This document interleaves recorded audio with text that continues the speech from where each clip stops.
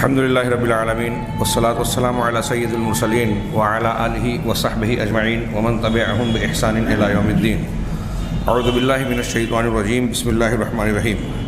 اولم یروا ان اللہ الذی خلق السماوات والارض ولم یعی بخلقہن بقادر علی ان یحیی الموتى بلی انہ علی کل شیء قدیر۔ وقال تعالی افحسبتم انما خلقناکم عبثا وانکم الینا لا ترجعون فتعالی اللہ الملک الحق لا الہ الا هو رب العرش الکریم۔ حاضرین گرامی، ہمارا درس سلسلہ وار جو چل رہا ہے اس میں زیر بحث موضوع ہے ایمان بالیوم الآخر، آخرت کے دن پر ایمان رکھنا۔ اور آخرت کے دن پر ایمان کے سلسلے میں قرآن میں اس کے وقوع کے سلسلے میں جو ادلہ دلائل بیان کیے گئے ہیں ان کا تذکرہ جاری تھا کہ جو لوگ مخاطبین اولین کفار مکہ بھی ایسے تھے جو پھر سے دوبارہ زندہ کیے جانے کے سلسلے میں اعتراض کرتے تھے، اسے کہتے تھے کہ یہ بہت دور کے اذا متنا وکننا ترابا ذالک رجل بعید۔ قرآن نے ان کا جملہ نقل کیا اور کئی جگہ الگ الگ الفاظ میں۔ یہ سورہ قاف کی آیت ہے کہ وہ کہتے تھے کہ جب ہم مر جائیں گے، مٹی ہو جائیں گے، سڑ گل کر مٹی میں تبدیل ہو جائیں گے، پھر ہم کو دوبارہ زندہ کیا جائے گا۔ ذالک رجل بعید، یہ لوٹنا بہت دور کی بات ہے، ناقابل یقین اور عقل میں آنے والی بات نہیں ہے۔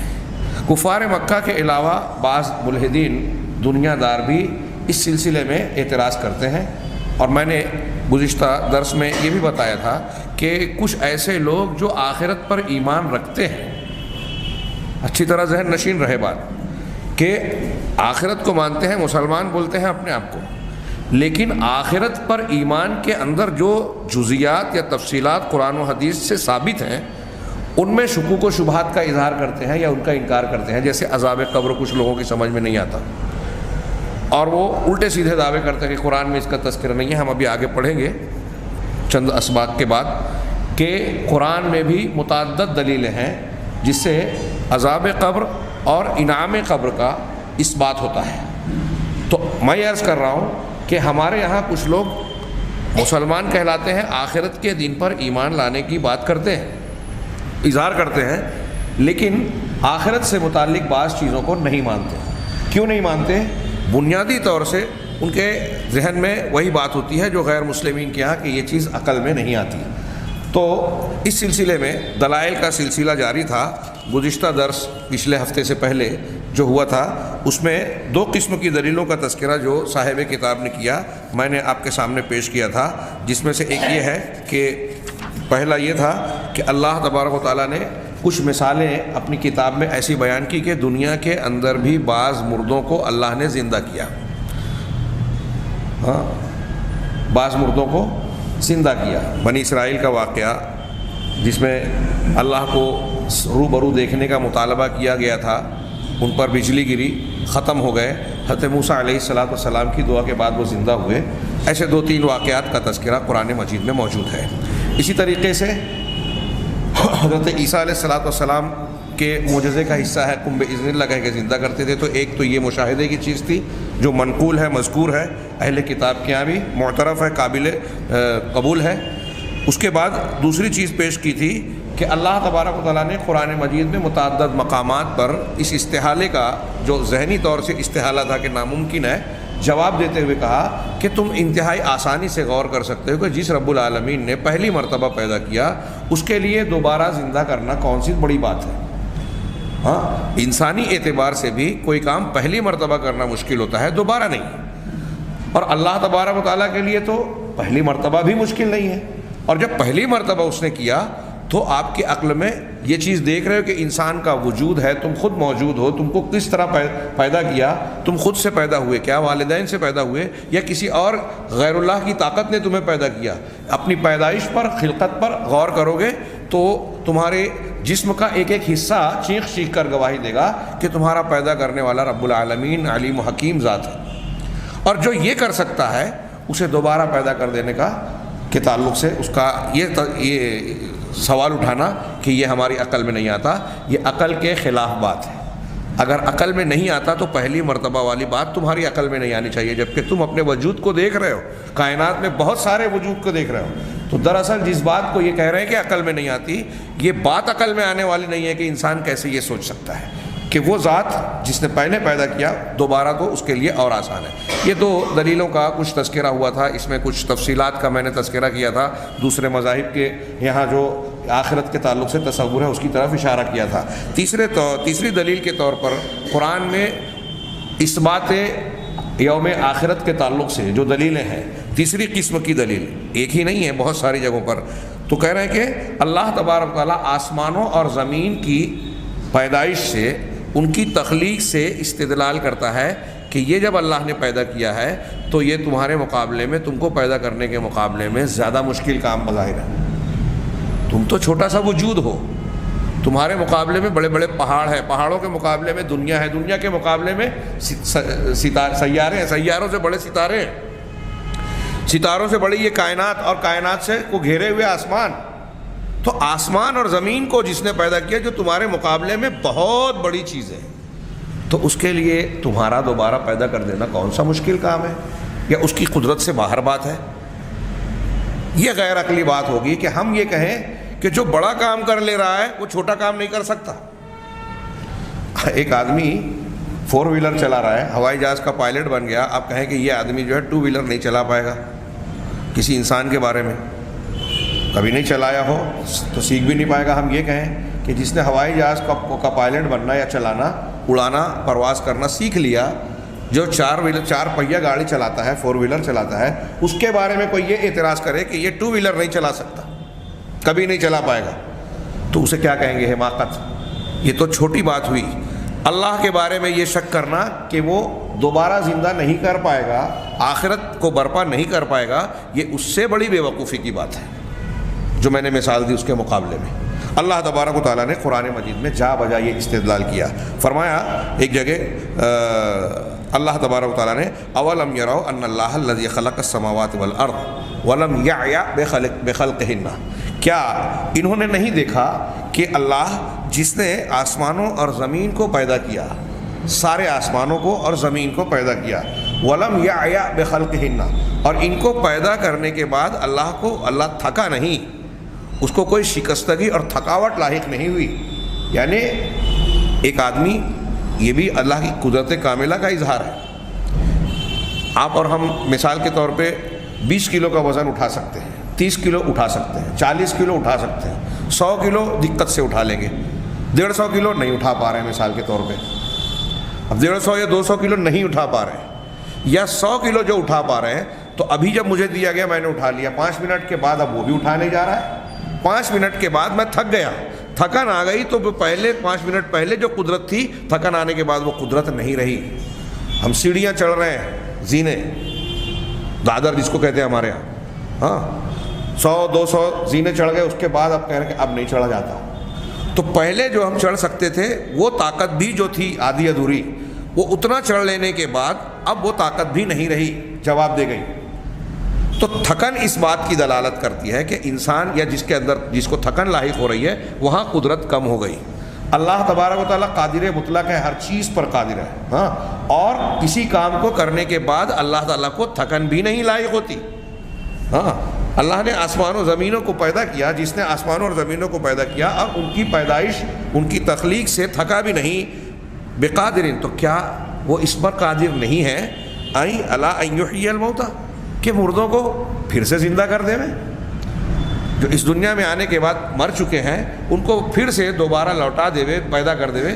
کیا اللہ تعالیٰ تمہاری عقل میں یہ بات نہیں آتی کہ جس ذات نے آسمان زمین پیدا کیا اور ان کو پیدا کرنے میں اس کو تھکاوٹ، شکستگی، کوئی پریشانی لاحق ہی نہیں ہوئی، وہ دوبارہ انسان کو پیدا نہیں کر سکتا؟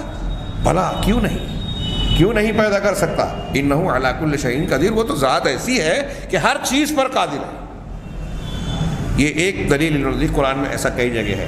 ہم اور آپ سنتے ہیں 30ویں پارے میں اللہ نے فرمایا انتم اشد خلقا ام السماء بناها رفع سمكها فسواها واغطش ليلها، کیا ہے کہ انتم اشد خلقا، کیا تم پیدا کرنے کے اعتبار سے، تخلیق کے اعتبار سے زیادہ مشکل ہو، سخت ہو، ام السماء، یا آسمان، جس کو اللہ نے تعمیر، جس کو اللہ نے بنایا، رفع سم کہا، اس کے ڈھانچے کو اللہ نے بلند کیا۔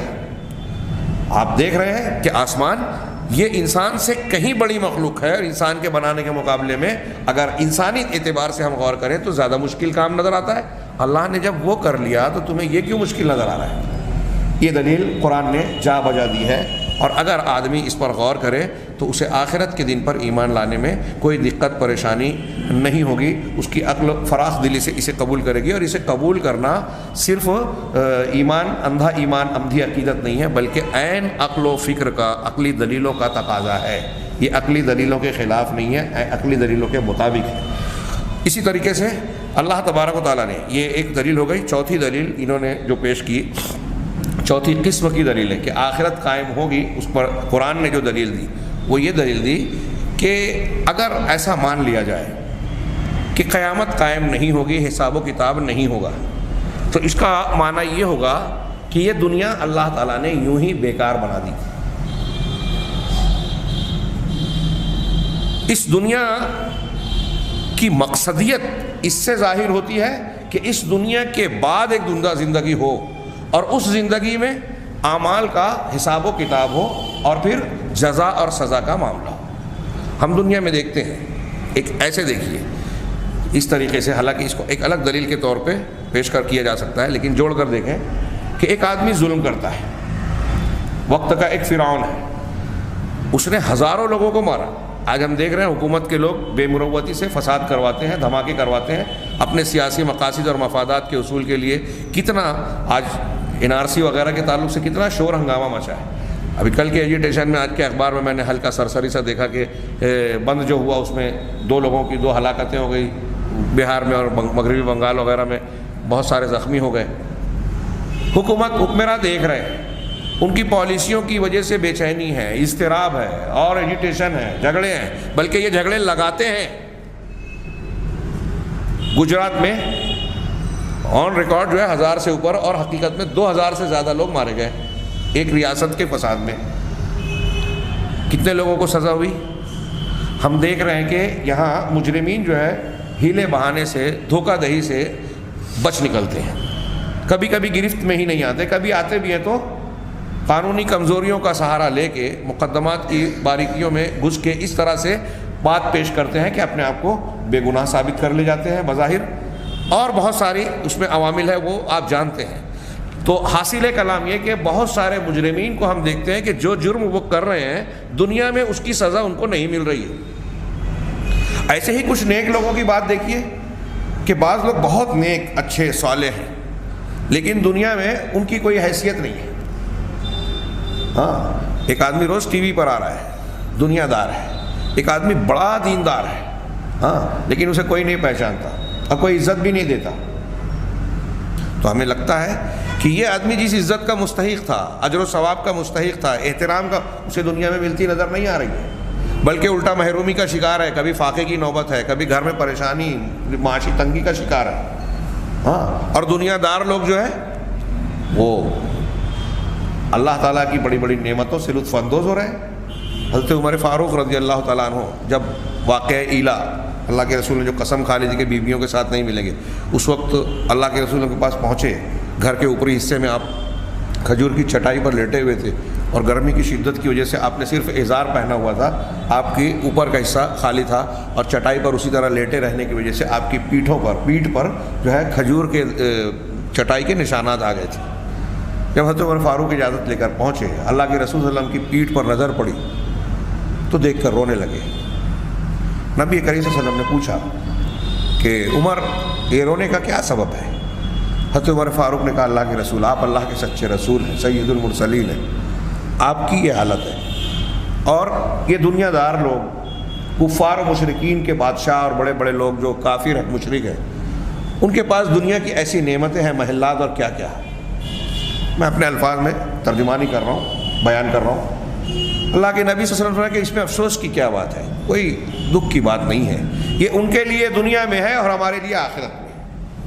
اس کا مطلب یہ بھی میں بتانا چاہ رہا ہوں کہ اگر آخرت نہ ہو تو ایسے نیک لوگ گویا دنیا میں بھی محروم اور بعد میں بھی محروم۔ تو انسان کا نفس اور انسان کی عقل اس بات کا تقاضا کرتی ہے کہ جو نیک آدمی ہے اس کو اس کی نیکی کا مقام بدلہ ملنا چاہیے، لیکن دنیا میں ہم دیکھ رہے ہیں کہ بہت سے لوگ جو نیک اور اچھے ہیں ان کو اچھائی کا بدلہ ملے بغیر وہ دنیا سے چلے جاتے ہیں۔ ہمارے بیچ ہم بھی سمجھ سکتے ہیں کہ ہمارے معیارات کتنے بدل گئے ہیں۔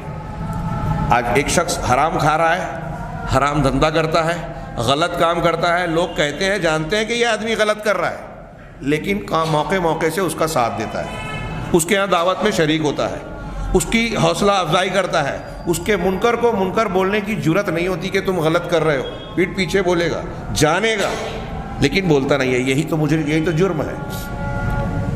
اب وہ شخص جو غلط کر رہا ہے وہ عزت پا رہا ہے، اور ایک آدمی اگر صحیح ہے، کمزور ہے، تو اس کے صحیح کاموں میں بھی لوگ کیڑے نکالتے ہیں، اس کی تحقیر کرتے ہیں، بے عزتی کرتے ہیں، اس کو اس کا مقام دیتے نہیں ہیں۔ یہ آپ گلی گلی میں، گھر گھر میں دیکھ سکتے ہیں۔ تو یہاں یہ معلوم ہوا کہ برے لوگوں کے برائی کا عوض ہم کو دنیا میں ملتا نظر نہیں آتا، اور اچھے لوگوں کی اچھائی کا۔ اس لیے ضرورت ہے کہ ایسا ایک ٹھکانہ اور گھر بنے، مقام ہو، گھر سے مطلب دار آخرت بولنا چاہتا ہوں، کہ جہاں اچھوں کو اچھائی کا اور بروں کو برائی کا بدلہ ملے۔ یہی فلسفہ ہندوؤں کے عقیدہ تناسخ میں ہے، لیکن انہوں نے فلسفہ تو بنیاد تو صحیح رکھی، نتیجہ غلط نکالا، غیر عقلی، غیر سائنسی اور غیر ایمانی بات۔ ان کا یہ کہنا ہے، یہی فلسفہ کہتے ہیں کہ بھائی بروں کو برائی کا بدلہ اچھوں کو اچھائی کا نہیں ملتا، تو اس جنم کے بعد دوسرا جنم ہونا چاہیے۔ ایک انسان اچھا انسان ہے تو اگلے جنم میں اور اچھا بن کے آئے گا، پھر اور اچھا، پھر اور اچھا، یہاں تک کہ دیوی دیوتاؤں میں شامل ہو جائے۔ برا ہے تو اس جنم میں انسان ہے، اگلے جنم میں کتا ہے، بلی ہے، کیڑا مکوڑا ہے، پھر ایسے کرتے کرتے وہ برائیوں کا شکار ہوگا۔ ان کے یہاں تناسخ کی، جس کو آواگمن کا عقیدہ کہتے ہیں، یہی بنیاد بیان کرتے ہیں۔ تو بہرحال اللہ تبارک و تعالیٰ نے کہا کہ اگر یہ مان لیا جائے کہ انسان کو جزا اور سزا کے لیے پھر سے زندہ کر کے حساب و کتاب نہیں لیا جائے گا، تو اس کا نتیجہ اور حاصل یہ ہوگا کہ اللہ تبارک و تعالیٰ نے دنیا کو بلا وجہ بیکار بے مقصد پیدا کر دیا، اور اللہ تبارک و تعالیٰ کی ذات حکیم ہے، حکمت والی ہے۔ حکمت کاملہ بالغہ، اس کی حکمت میں، دانائی میں کوئی ایک بال برابر، بلکہ بال کا لاکھواں حصہ بھی کمی نہیں ہے۔ ہم لوگوں میں جو عقل مند آدمی کہلاتا ہے، تو عقل مند آدمی عقل والا کام کرتا ہے، اس لیے عقل مند کہلاتا ہے۔ اگر کوئی بیوقوفی کا بے مقصد کام کرے تو کہیں گے کہ کیا بیوقوفی ہے، کیا جہالت ہے، ناسمجھی ہے، بچپنا ہے۔ یعنی آدمی اگر سمجھدار ہوگا تو ایسا کام نہیں کرے گا جس کا کوئی فائدہ نہیں، یہ ہم کہتے ہیں۔ اب اللہ کی ذات کو جب ہم حکیم کہہ رہے ہیں، حکمت والا ہے، تو کوئی ایک کام بھی اگر اللہ تعالیٰ کا ایسا ہو جس میں حکمت نہ ہو، تو یہ اس کے حکیم ہونے کے خلاف ہے، اس میں نقص پیدا کرے گی۔ اللہ کے نام سے یہ بات ثابت ہو رہی ہے، اور یہ قیامت کی دلیل بن رہی ہے۔ تو ایسے ہی جب ہم یہ دیکھتے ہیں کہ ایک ہماری ناک ہے، ناک کا کیا مقصد ہے؟ یہ ہمارے چہرے کے لیے ایک خوبصورتی کی چیز بھی اللہ نے بنائی۔ ناک سے سونگھا بھی جاتا ہے، سانس لی جاتی ہے۔ ناک کے اندر کئی ایسے فنکشن ہیں جو ہماری زندگی کو آسان بناتے ہیں۔ ہوا، آکسیجن جاتی ہے تو اس میں کچھ چیزوں کو چھان دیتی ہے، اور کیا کچھ چیزیں ہم جانتے بھی نہیں ہیں۔ زبان ملٹی پرپز، بولتی بھی ہے، چکھتی بھی ہے، ہاں، اور بہت سارے اس کے فوائد ہیں۔ آنکھ دیکھتی ہے، روتی ہے، ہنستی ہے، غصہ ہوتی ہے، ہاں، کسی کو آنکھ دکھانا کہتے ہیں کہ اس کو آنکھ دکھا رہا ہے، آنکھوں میں باتیں ہو جاتی ہیں۔ آنکھ کے کتنے استعمال ہیں، اللہ تعالیٰ نے جو بنایا ملٹی پرپز۔ میں نے گاڑی میں ایک قوالی سنی تھی، اس میں اشعار تھے، چاند کے پہ جانے والے انسان دیکھ تماشا لکڑی کا۔ پھر اس میں قوال نے بتایا، شاعر نے، کہ پیدا ہوتا ہے انسان تو پیدائش کے بعد اسے جس جھولے میں، پالنے میں یا کھٹیے پہ ڈالا جاتا ہے وہ بھی لکڑی کی بنی ہے، ہاں، اور زندگی بھر کرسی لکڑی کی، ٹیبل لکڑی کا، دروازہ لکڑی کا، گھر لکڑی کا، پنا لکڑی کا، ڈیما لکڑی، ہر جگہ لکڑی، یہاں تک کہ مرتا ہے تو قبر میں برگا اور اس کا قبر کو بنانے کے لیے استعمال بھی لکڑی کی جاتی ہے۔ تو بتانا یہ چاہا کہ اللہ تعالیٰ نے لکڑی جو بنائی ہے ہر جگہ استعمال ہو رہی ہے، مٹی، کھانا پینا، دنیا کی ہر چیز دیکھیے۔ تو اب دیکھیے کہ ہماری ناک بہت سارے کام کیے، آنکھ بہت سارے کام کیے، کان کے بہت سارے فنکشنز ہیں، ظاہری باطنی اعضاء کے اکثر مختلف کام ہیں، کوئی ایک چیز بھی، ایک عضو بھی، ایک معمولی سا بال بھی بیکار نہیں ہے۔ تو ہمارے وجود کا کوئی ایک عضو اور عضو کا کوئی ایک پارٹ، چھوٹا سا حصہ بھی بیکار نہیں ہے، تو ہمارا پورا وجود بیکار اللہ نے بنا دیا، کوئی مقصد نہ ہو؟ ایسا ہو سکتا ہے؟ سوچنے کی بات ہے، ناممکن بات ہے۔ ضرور ہے کہ ہمارا اپنا بھی پورے وجود کا کوئی نہ کوئی مقصد ہو۔ اتنی حکمت سے بنایا گیا پورا دھڑا انسان کا جسم اور وجود، ایسے ہی پیدا کر دیا کہ اللہ نے پیدا کر دیا، اب دنیا میں کھائے پیے، اچھائی برائی جو چاہے کرے اور مرنے کے بعد ختم ہو جائے، کوئی قصہ نہیں ہے۔ ایسا نہیں ہو سکتا، ایسا نہیں ہو سکتا، ناممکن بات ہے۔ عقل یہ کہتی ہے کہ اس کا کوئی نہ کوئی نتیجہ نکلنا چاہیے، اور اللہ تبارک و تعالیٰ نے اسے آخرت کی ایک دلیل بنا کر قرآن میں مختلف مقامات پر پیش کیا کہ اللہ تعالیٰ کی ذات اس بات سے منزہ، پاک اور بالا و برتر ہے کہ وہ کوئی بیکار بے سود کام کرے، ایسا کام کرے جس میں کوئی حکمت اور مقصد نہ ہو۔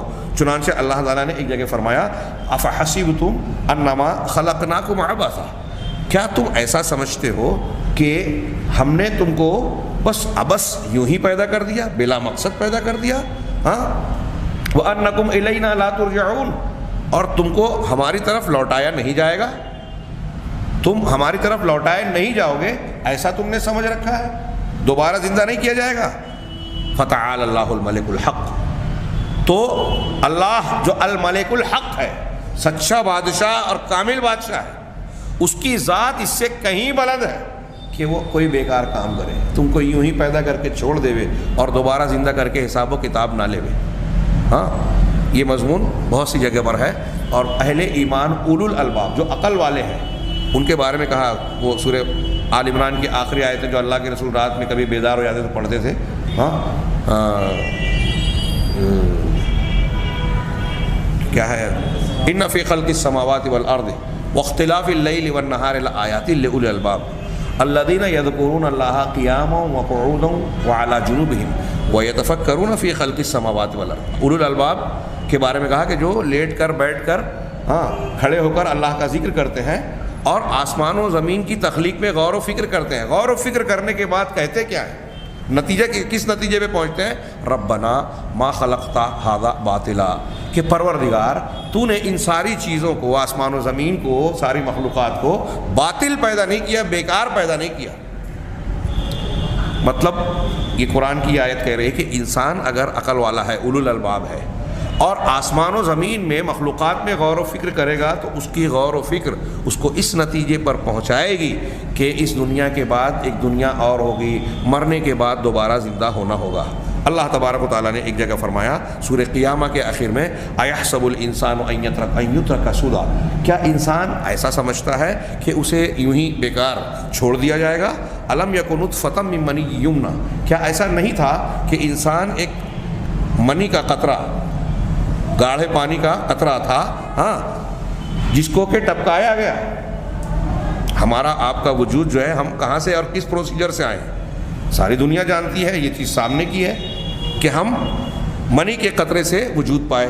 تو منی کا ایک قطرہ تھا، گاڑھے پانی کا ایک قطرہ تھا جسے ٹپکایا گیا، ثم کان علقۃ، پھر جمے ہوئے خون کی شکل اختیار کر گیا، فخلق فسوى، تو اللہ نے اسے پیدا کیا، اس کے اندر جان ڈالی اور ٹھیک ٹھاک درست بنایا، اعضاء و جوارح کو نکھار دیا، ٹھیک ٹھاک بنایا، فجعل منه الزوجین الذکر والانثى، پھر ان سے اسی کے ذریعے سے اللہ نے جوڑے بنائے۔ وہی پروسیجر، وہی کچھ ہوتا ہے، ایک لڑکا پیدا ہوتا ہے، ایک لڑکی پیدا ہوتی ہے، اور دونوں ایک دوسرے کا جوڑا بنتے ہیں، تو ان سے جوڑا بنایا، یعنی مذکر اور مؤنث، نر اور مادہ، لڑکا اور لڑکی، مرد اور عورت۔ الیس ذالک بقادر علی ان یحیی الموتى، جو ذات یہ کر رہی ہے، تم غور کرو، تو کیا وہ ذات اس بات پر قادر نہیں ہے کہ وہ تم کو پھر سے پیدا کر دے، مردوں کو؟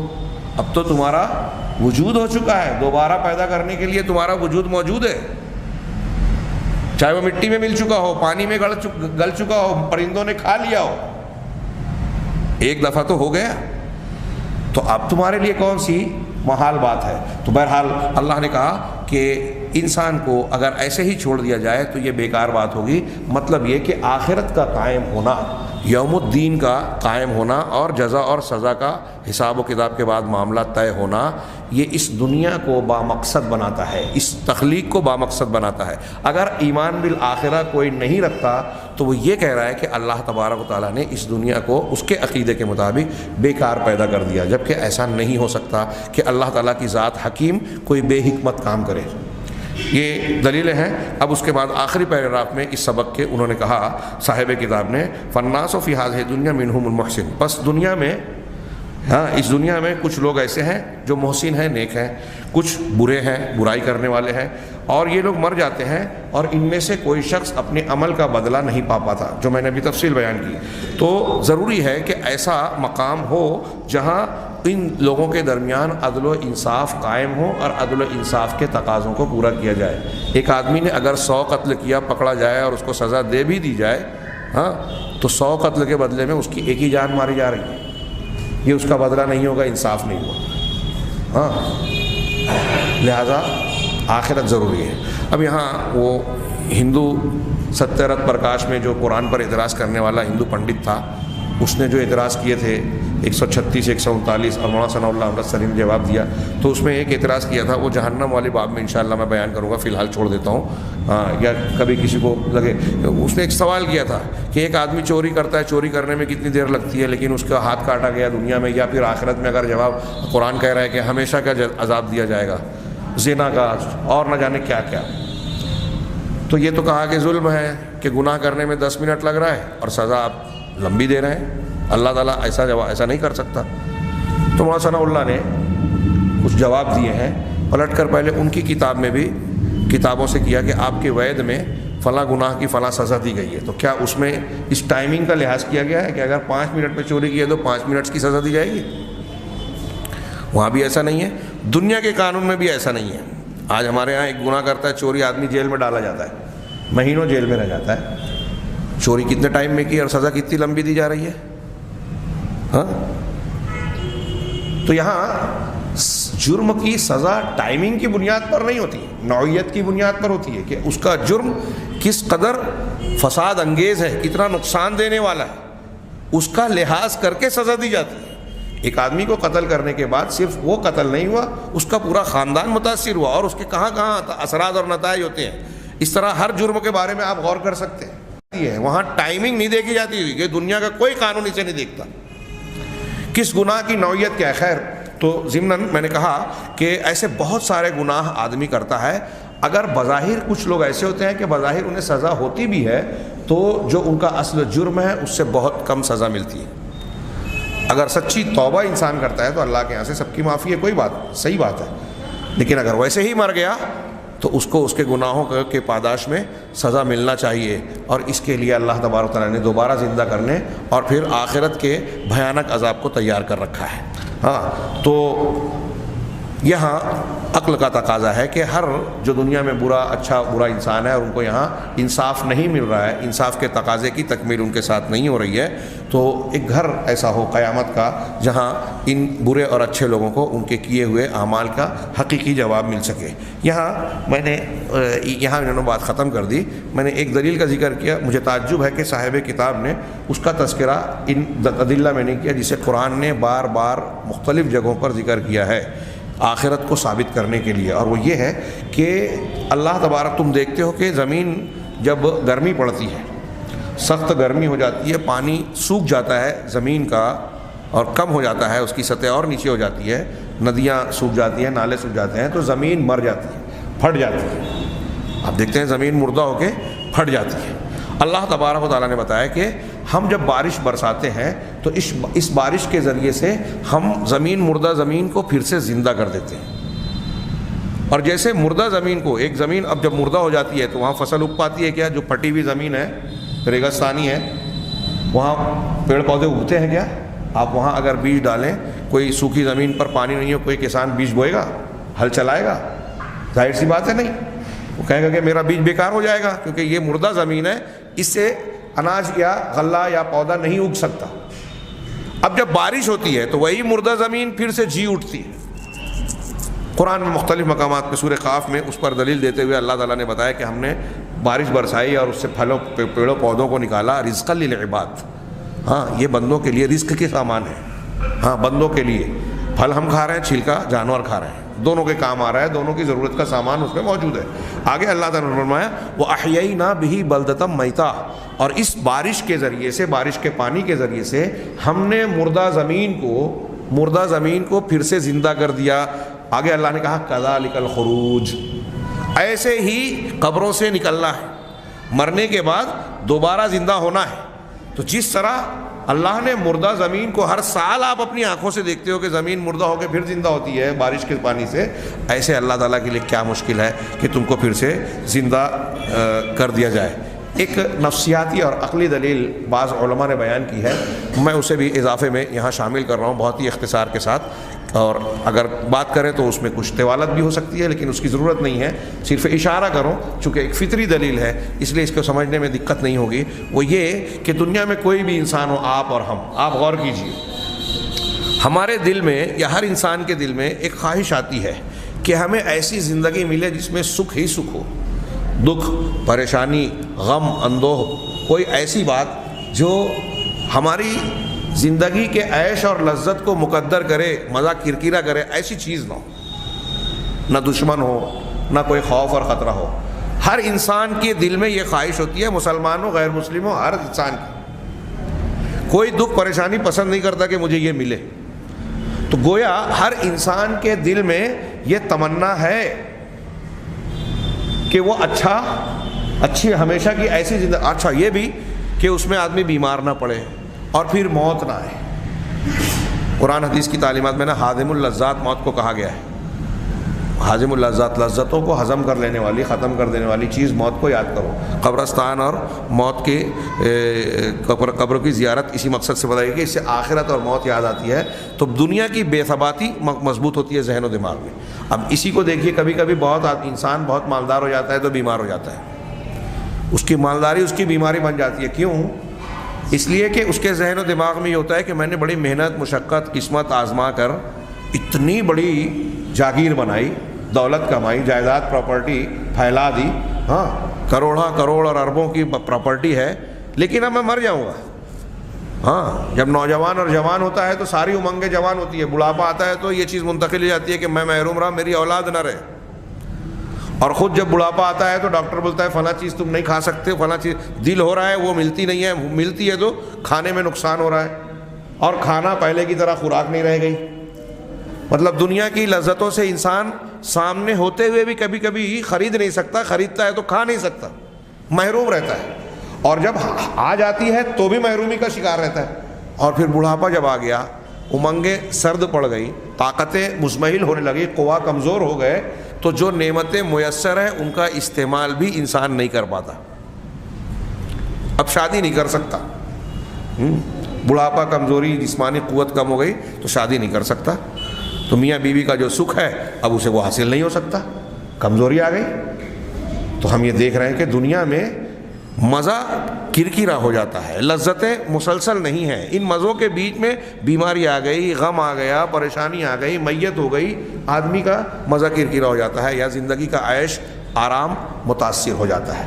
لیکن دل میں یہ تمنا ہر انسان کو فطری طور سے ہے کہ ایسی زندگی ملے جہاں سکھ ہی سکھ ہو, دکھ نہ ہو.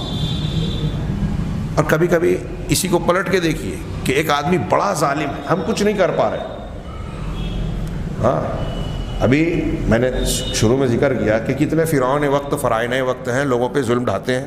آج ہم دیکھ رہے ہیں آج کے فرعون, وزیر اعظم, وزیر داخلہ اور ان کے پیچھے کی جو لابی ہے, وہ ایک ایسا قانون بنائی ہے جس سے ہندوستان کی اکثریت اندیشوں کا شکار ہے, خوف اور بے چینی میں مبتلا ہے, احتجاج کر رہی ہے, اس کو واپس لینے کا مطالبہ کر رہی ہے. اور یہ کہ حضرت کہہ رہے ہیں کہ گھبرانے کی ضرورت نہیں, جبکہ دیکھ رہے ہیں کہ آسام میں 19 لاکھ لوگوں کو ڈیٹینشن کیمپ میں ڈال دیا گیا, اور وہاں ان کی حالت بڑی بری ہے. ہاں ایسے لوگوں کو جنہوں نے ملک کی فوج میں جنگ میں حصہ لیا, کارگل کی جنگ میں, اس کو NRC سے باہر کر کے کہہ دیا کہ اپنی شہریت ثابت نہیں کر سکے, ایک کیمپ میں جائے. وہاں کی رہی وزیر اعلیٰ, 1 سال رہی, وزیر اعلیٰ کو نکال دیا NRC کی لسٹ سے, اور کہہ رہے ہیں کہ آپ گھبراؤ مت. غربا کا یہی معاملہ ہوگا, 14 لاکھ جو ہے اس میں غیر مسلم ہے. اب یہ ظلم کر رہے ہیں, لوگ پریشان ہیں, بے گھر ہوئے، گھر والے بے گھر ہو گئے، پراپرٹی چھین گئی، حقوق سلب کر لیے گئے. یہ تو ابھی ابتدا ہے. اندیشے اگر صحیح ہو گئے تو ہم دیکھ رہے ہیں کہ برما میں کیا ہوا، بھیڑ بکریوں کی طرح کاٹا گیا لوگوں کو، اور لاکھوں کی تعداد میں لوگ ہجرت کر کے اپنے ملک سے دوسرے ملکوں میں گئے جہاں ان کی حالت انتہائی خراب اور خستہ ہے. فلسطین کا منظر ہم دیکھتے ہیں. جنگ عظیم جو یورپ والوں نے لڑی، 2 جنگ عظیمیں، ایک میں 2.5 کروڑ 3 کروڑ 3.5 کروڑ لوگ جان سے مارے گئے. مالی نقصان کا حساب و کتاب تو الگ ہے، اتنے زیرو آئیں گے کہ گننا مشکل پڑتا ہے. تو ان جرائم کے جو مرتکبین ہیں اس میں جو مظلوم ہیں، جن لوگوں کے پوری قوم کے افراد کو قتل کیا گیا، وہ کیا چاہتے ہیں کہ جس نے یہ جرم کیا ہے، گناہ کیا ہے، اتنے لوگوں کو مارا ہے، اتنے لوگوں کو تباہ کیا ہے، زندگی خراب کی ہے، اس کو سزا ملنی چاہیے. اور وہ سزا کیسے ملے گی؟ پھانسی پہ لٹک گیا کافی ہے. رومانیہ کے صدر کو جب کمیونزم کے خلاف مختلف ملکوں میں احتجاج ہوا چند سالوں پیشتر کی، روس کے ٹوٹنے کے بعد کی یہ خبریں ہیں، آپ اٹھا کے دیکھ سکتے ہیں، ریکارڈ میں مل جائے گی. تو رومانیہ کا صدر بھی کمیونسٹ تھا. ہاں، ملک کے لوگوں کو جو درس دیتے تھے کہ سب برابر کا مشترکہ طور پہ ملکیت رکھتے ہیں، ہاں کوئی کم زیادہ نہیں، سب کو حق ہے. لیکن صدر صاحب کے گھر میں جب گئے تو دیکھے تو کہا کہ ان کی لیٹرین روم باتھ روم میں جو ٹوٹیاں ہیں، جو بیٹھنے کی جگہ ہے، کموڈ ہے، یہ سب سونے چاندی کے تھے. کہا پبلک کے لیے وہ اور آپ کے لیے یہ. تو اس کو جب دوڑایا گیا سیکورٹی گارڈ کو مار کے، تو وہ اپنے محل کے پیچھے بھاگا اور کہا کسی کڑے میں جا کے چھپا، لیکن عوام نے نکال کے اس کو نوچ لیا، مار ڈالا. مر جانے کے بعد اس پر کورٹ میں مقدمہ چلایا گیا. کورٹ نے کہا کہ نہیں، اس کو جو ہے مقدمہ چلایا جائے گا، مقدمے کے بعد جو سزا ہے اس کی لاش کو سنائی جائے. لاش کو سزا سنا کے لاش کو پھانسی دی گئی. گویا اس کے مر جانے کے بعد بھی عوام کو یہ تسلی نہیں ہوئی کہ اس کے جرائم کی سزا اس کو ملی ہے.